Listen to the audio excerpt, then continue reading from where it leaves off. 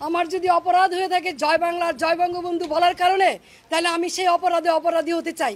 এই জন্য যদি আমার বিচার হয় তাহলে বিচার হবে।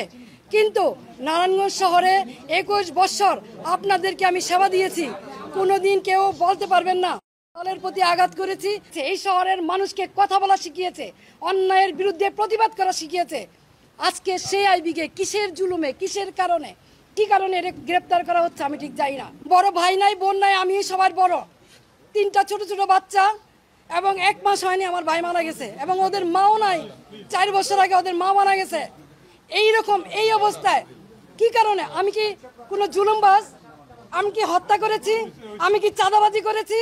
আমি কি নারায়ণগঞ্জ শহরে এমন কোনো রেকর্ড আমার আছে যে আমি কোনোদিন কোনো বিরোধী দলকে আঘাত করেছি? আমি তো বাড়িতেই ছিলাম, আমি তো পালাই নেই। তাহলে এইভাবে আমাকে অ্যারেস্ট করতে হলো কেন? সেই জবাব জনগণের কাছে চাই, জনগণই দিবে।